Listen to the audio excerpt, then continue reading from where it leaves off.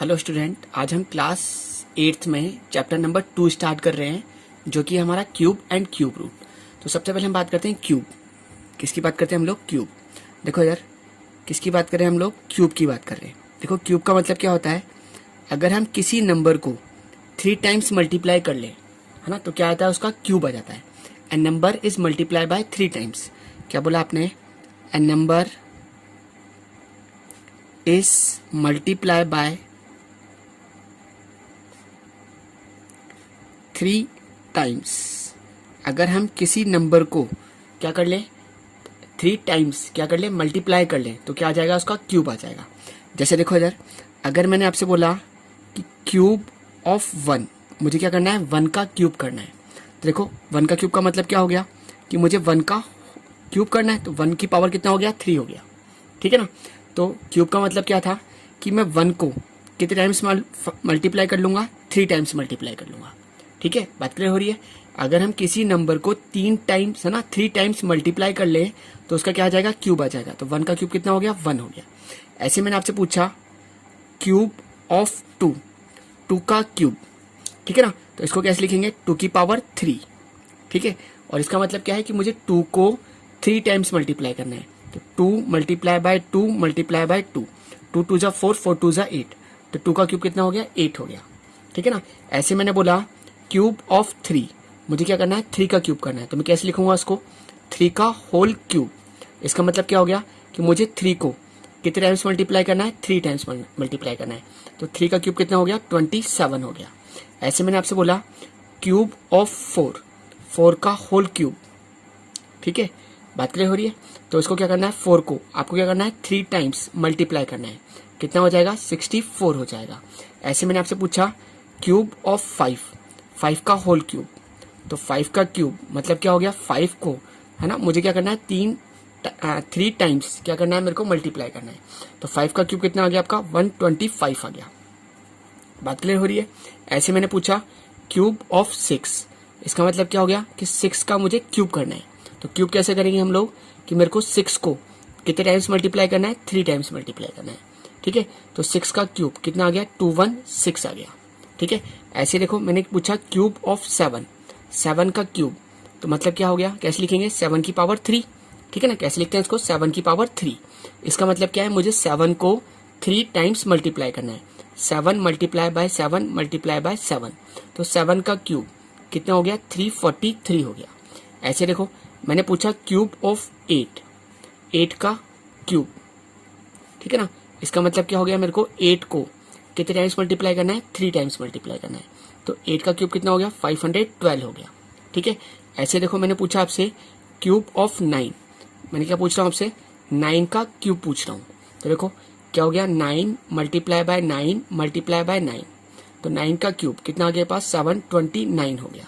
ठीक है, ऐसे देखो क्यूब ऑफ 10, ठीक है, 10 का होल क्यूब। ठीक है, तो मुझे क्या करना है? 10 को कितने टाइम्स मल्टीप्लाई करना है? 3 टाइम्स मल्टीप्लाई करना है। बात क्लियर है। तो 10 का क्यूब कितना हो गया? 1000 हो गया। ठीक है ना। ऐसे मैंने पूछा क्यूब ऑफ 11, ठीक है, 11 का क्यूब। तो 11 को मुझे क्या करना है? 3 टाइम्स मल्टीप्लाई करना है। ठीक है, जब मैं इनको मल्टीप्लाई करूंगा तो आ जाएगा 1331। बात क्लियर है। तो देखो 1 का क्यूब, 1 का क्यूब कितना होता है? 1 होता है। 2 का क्यूब कितना होता है? 8। 3 का क्यूब कितना होता है? 27। 4 का क्यूब कितना होता है? 64। 5 का क्यूब 125। 6 का क्यूब, है ना, 216। 7 का क्यूब, है ना, 343। 8 का क्यूब 512। 9 का क्यूब 729। 10 का क्यूब 1000 और 11 का क्यूब कितना होता है? 1331। बात क्लियर है। आपको ये डायरेक्ट याद करने है ना। सबसे पहला काम क्या करना है आपको? इन क्यूब को, है ना, लर्न करना है बिल्कुल अच्छी तरीके से। ठीक है ना। बात क्लियर है। अब देखो इधर, जब हम किसी नंबर का क्यूब कर देते हैं तो ये जो नंबर आते हैं ना हमारे पास, इन्हें बोलते हैं हम परफेक्ट क्यूब। क्या बोलते हैं इन्हें हम लोग? परफेक्ट क्यूब बोलते हैं इन लोगों को। ठीक है ना। बात क्लियर हो रही है कि परफेक्ट क्यूब का मतलब क्या हो गया? ये क्या है आपके पास? परफेक्ट क्यूब है। क्या है ये? परफेक्ट क्यूब कहलाते हैं। ठीक है ना। देखो इधर, अब एक और चीज आपको समझनी है यहाँ पर। पहले सबसे पहला काम क्या करना है आपको? इन क्यूब को याद करना है कि 1 का क्यूब कितना होता है? 1। 2 का क्यूब 8। 3 का क्यूब 27। 4 का क्यूब 64। 5 का क्यूब 125। 6 का क्यूब 216। 7 का क्यूब 343 है ना, 8 का क्यूब 512, 9 का क्यूब 729, 10 का क्यूब 1000, 11 का क्यूब 1331। बात क्लियर है? तो आपको सबसे पहला काम क्या करना है, इन क्यूब को याद करना है। ठीक है, देखो यार, फिर अगर हम एक और चीज देखें यहाँ पर, तो देखो जब आप किसी इवन नंबर का क्यूब कर रहे हो, क्या बोल रहा हूं मैं, जब मैं किसी इवन नंबर का क्यूब कर रहा हूं तो कैसा नंबर आ रहा है, इवन आ रहा है। देखो 2 का क्यूब है ना, इसकी एंडिंग डिजिट कितनी आ रही है, 8 आ रही है। ऐसे देखो 4 का क्यूब 64 है ना, लास्ट में क्या आ रहा है, 4 आ रहा है।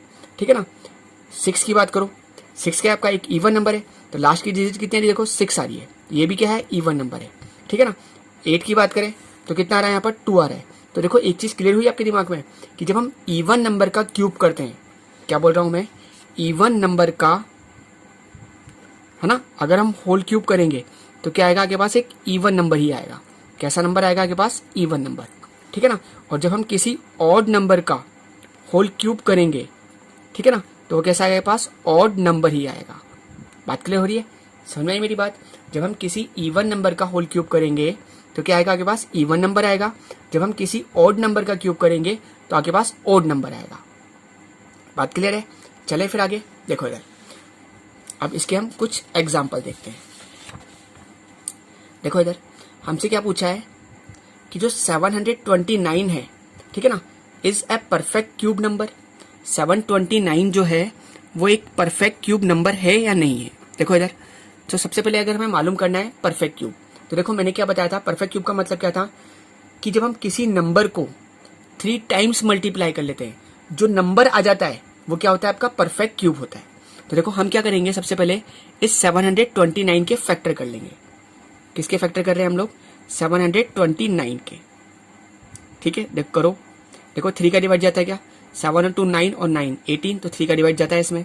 3 2 जा 6, 1 बचा, 3 4 जा 12, 3 3 जा 9, 3 का वापस जाता है, 3 8 जा 24, 3 1 जा 3, वापस 3 का जा रहा है, 3 2 जा 6, 3 7 जा 21, वापस 3 का डिवाइड जा रहा है, 3 3 जा 9, 3 का वापस डिवाइड लगाया 3 टाइम्स, 3 का डिवाइड लगाया 1। तो देखो जब हमने 729 इसके जब हमने फैक्टर करे तो देखो 3 कितने टाइम्स आ रहा है, 1 2 3 4 5 6, कितने टाइम्स आ रहा है, 6 टाइम्स आ रहा है। 1 2 3 4 5 और ये 6। अब देखो इधर अगर हम देखें यहाँ पर तो देखो पेयर बन रहे हैं क्या, आपको 3 के पेयर बनाने हैं। देखो ये भी पेयर बन गया और ये भी पेयर बन गया। ठीक है ना, बात क्लियर हो रही है? तो इसका मतलब देखो कंप्लीट पेयर बन रहे हैं, 3 के पेयर बन रहे हैं। ठीक है ना, बात क्लियर है? तो देखो ये पेयर बन रहा है और ये भी पेयर बन रहा है। ठीक है ना, अगर पेयर बन रहा है आपका, है ना, जैसे 3 का यहाँ पर 3 जो है वो 3 टाइम्स है, ऐसे यहाँ पर भी 3 क्या है, 3 टाइम्स है। ठीक है ना, तो कंप्लीट पेयर बन रहे हैं 3 के। ठीक है ना, तो इसका मतलब ये क्या हो गया, एक परफेक्ट क्यूब है। तो हम क्या बोलेंगे, यस 729 इज परफेक्ट क्यूब। ये क्या है, आपका एक परफेक्ट क्यूब है। अगर पेयर बन जाए तो परफेक्ट क्यूब है ना, और पेयर नहीं बने तो वो परफेक्ट क्यूब नहीं है। ठीक है, अब देखो ऐसे हमसे एक और क्वेश्चन पूछा है एग्जांपल नंबर 2 में, इज 432 ए परफेक्ट क्यूब। ठीक है ना, हमसे क्या बोल रहा है, 432 जो है वो परफेक्ट क्यूब है क्या। तो हम क्या करेंगे, 432 के क्या कर लेंगे, फैक्टर कर लेंगे। देखो इधर 2 का डिवाइड लगाओ, 2 2 जा 4, 2 1 जा 2 6 जा, 2 का वापस डिवाइड जाता है, 2 1 जा 2। ठीक है ना, अब देखो 1 के अंदर डिवाइड नहीं जाता तो कुछ बच्चे क्या करते हैं 16 में लेते हैं, 2 8 जा 16, ऐसा मत कर देना आप लोग। देखो 1 के अंदर डिवाइड नहीं आता तो क्या लगेगा, 0 लगेगा। अब कंबाइन करो, कितना हो गया, 16, 2 8 जा 16। बात क्लियर हो गई?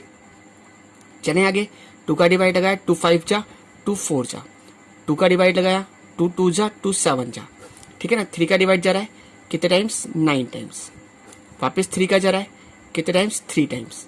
अगेन किसका जा रहा है, 3 का डिवाइड जा रहा है 1 टाइम्स। देखो इधर जब हमने 432 के फैक्टर करे तो देखो क्या है आपके पास, 2 जो है वो कितने टाइम्स आ रहा है, 4 टाइम्स आ रहा है, और 3 जो है वो कितने टाइम्स आ रहा है आपके पास, 3 टाइम्स आ रहा है। बनाओ देखो पेयर, ये पेयर बन रहा है और ये भी पेयर बन रहा है, मगर इसका पेयर नहीं बन रहा है। ठीक है, मैंने आपको यही कहा था कि अगर कंप्लीट पेयर बन जाए, ठीक है ना, तो वो परफेक्ट क्यूब है, और कंप्लीट पेयर नहीं बने, ठीक है ना, कोई डिजिट बच जाए आपके पास, ठीक है ना, तो वो परफेक्ट क्यूब नहीं है। ठीक है ना, हम क्या बोलेंगे कि 432 जो है वो क्या है आपका एक परफेक्ट क्यूब नहीं है। क्यों?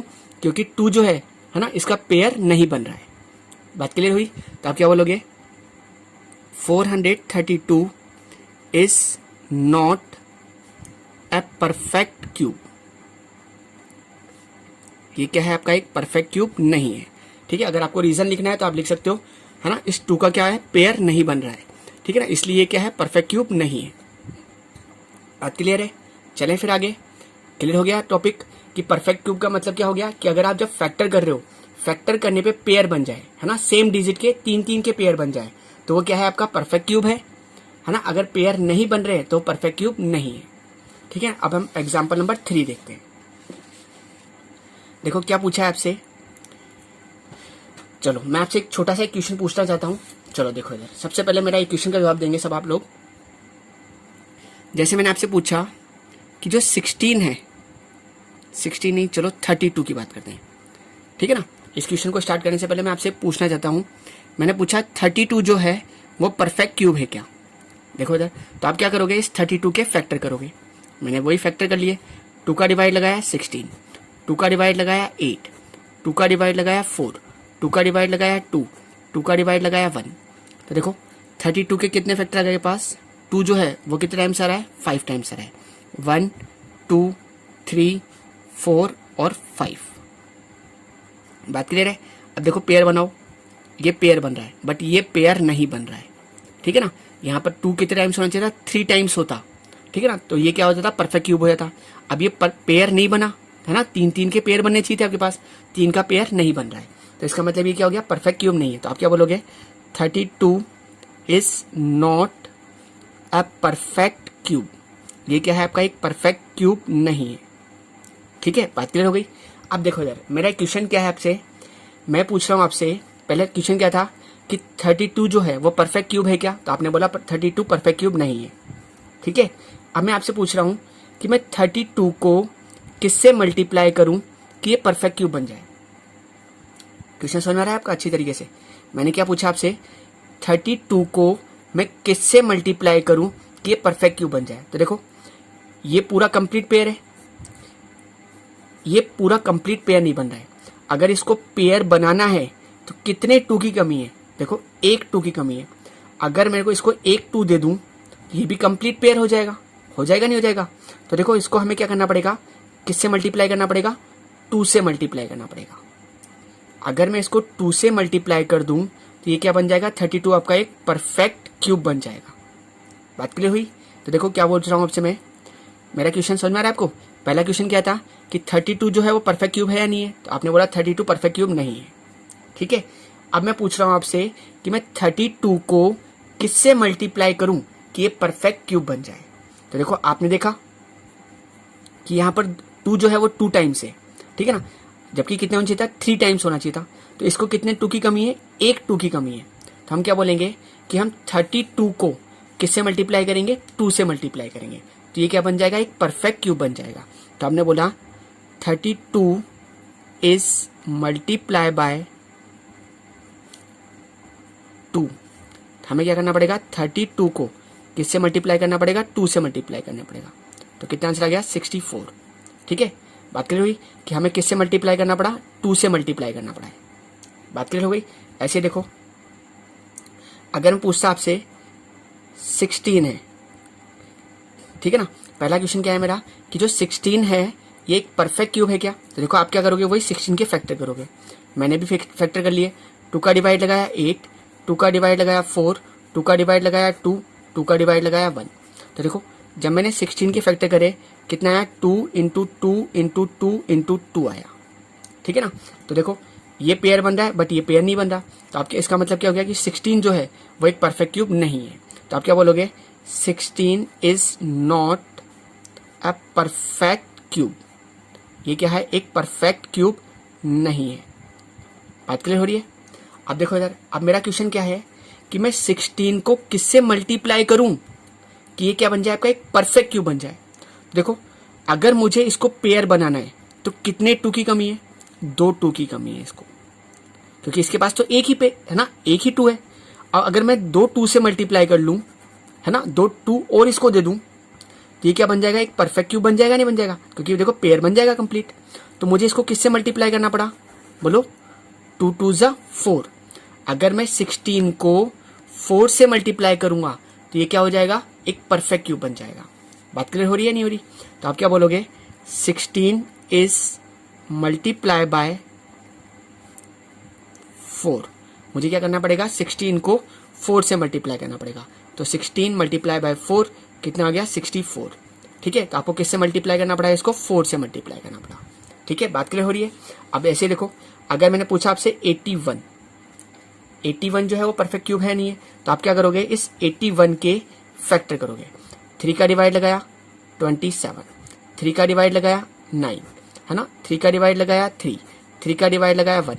तो देखो जब हमने 81 के फैक्टर करे तो कितना आ गया, 3 इंटू 3 इंटू 3 इंटू 3। यहाँ देखो पेयर बन रहा है, बट यहाँ पर पेयर नहीं बन रहा है।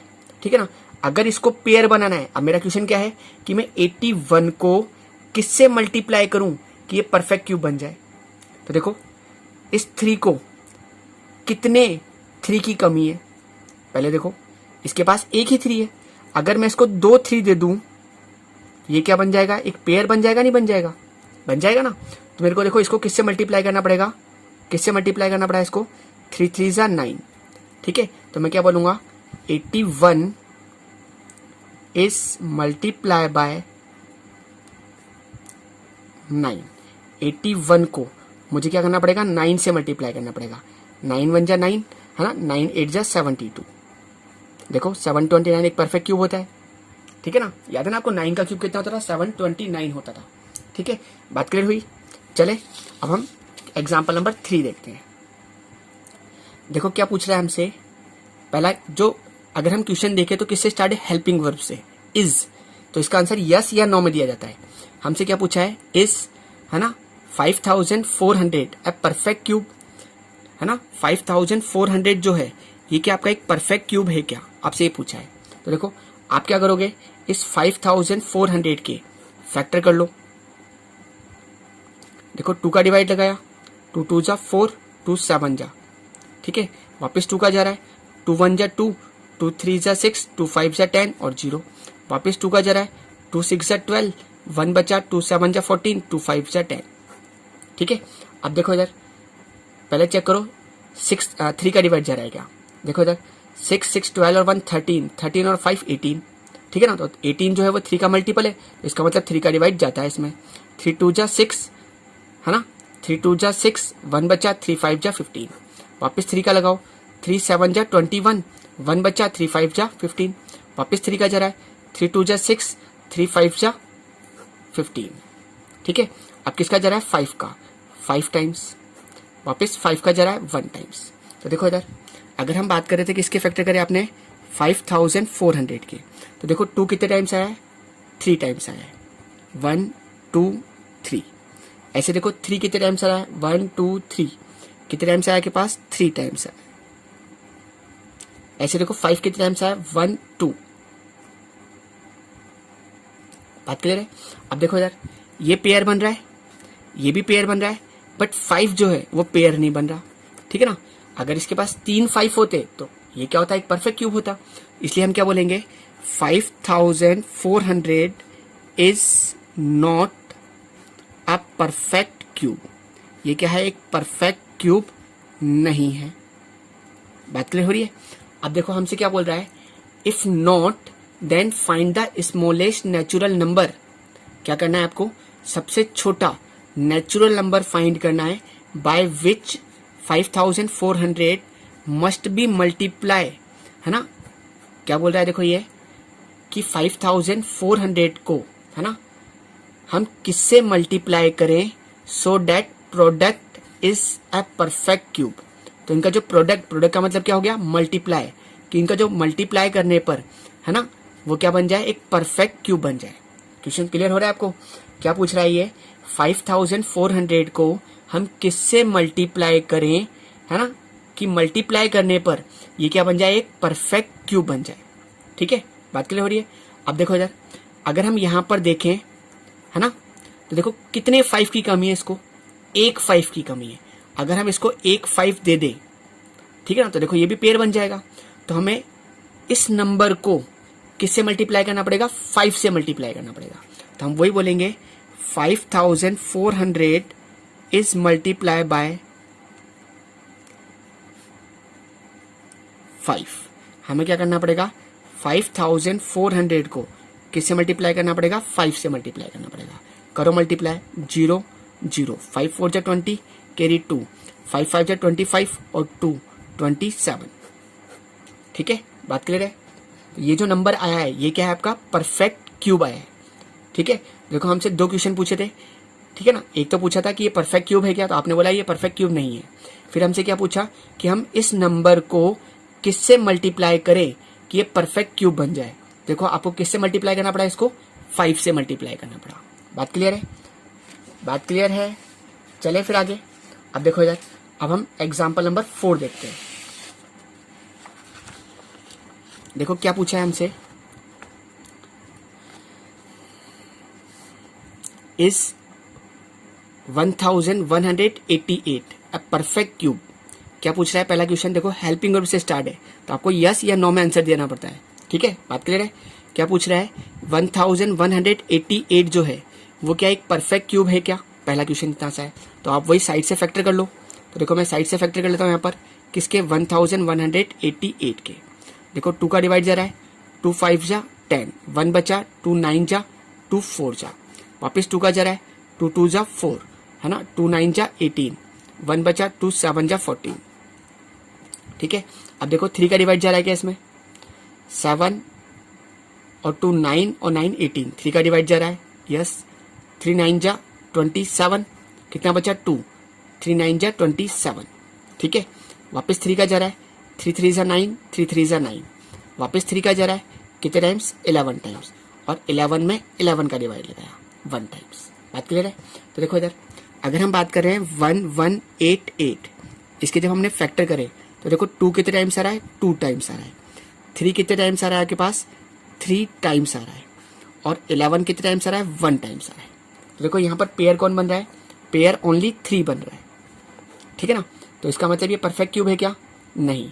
देखो इसमें भी कुछ कमी है और इसमें भी कुछ कमी है ना, इसमें 1 2 की कमी है, इसमें 2 11 की कमी है।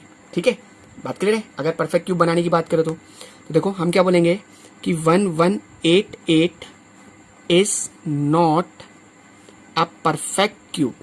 ये क्या है, आपका एक परफेक्ट क्यूब नहीं है। ठीक है, बात क्लियर। अब क्या पूछ रहा है, देखो ये, if not then find the smallest natural number by which, है ना, 1188 must be divided so the quotient is a perfect cube. देखो क्या बोला जाता है, क्वेश्चन समझ गए, मतलब जब आप डिवाइड लगाओगे, है ना, उसके बाद जो आंसर आएगा, है ना, जो आंसर आएगा वो क्या होना चाहिए, परफेक्ट क्यूब होना चाहिए। देखो क्या पूछ रहा है हमसे ये कि हम 1188 के अंदर किसका डिवाइड लगाएं, है ना, कि ये क्या बन जाए, आपका एक परफेक्ट क्यूब बन जाए। तो देखो डिवाइड का मतलब, देखो सबसे पहली चीज ये आपको परेशान कर रहा है क्योंकि ये परफेक्ट क्यूब नहीं बन रहा, है ना, इनकी वजह से नहीं बन रहा परफेक्ट क्यूब। तो इसका मतलब हमें डिवाइड का मतलब इनको हटाना पड़ेगा। ठीक है ना, इनको क्या करना पड़ेगा, आपको हटाना पड़ेगा।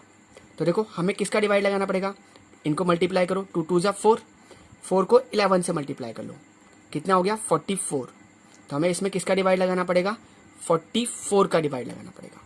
तो आप क्या बोलोगे, 1188 इज डिवाइडेड बाय 44। ठीक है ना, आप चाहो तो साइड से डिवाइड भी लगा सकते हो। देखो इधर जब आप 1188 में डिवाइड लगाओगे किसका, 44 का, तो आ जाएगा पास 27। कितना आ जाएगा पास 27। आप डिवाइड लगा के भी लिख सकते हो। देखो मैंने कैसे देखा कि यार जब मैं ये हट जाएंगे नंबर तो यही तो बचेगा। तो ये कितना हो गया, 3 3 जा 9, 9 3 जा 27, तो मैंने डायरेक्ट बता दिया। तो देखो ये 27 जो है ये क्या है, आपका क्वोशिएंट हो गया। क्या हो गया आपके लिए, क्वोशिएंट। ठीक है ना, और ये जो क्वोशिएंट आया है ये क्या है, आपका एक परफेक्ट क्यूब है। ये क्या है, आपका एक परफेक्ट क्यूब है।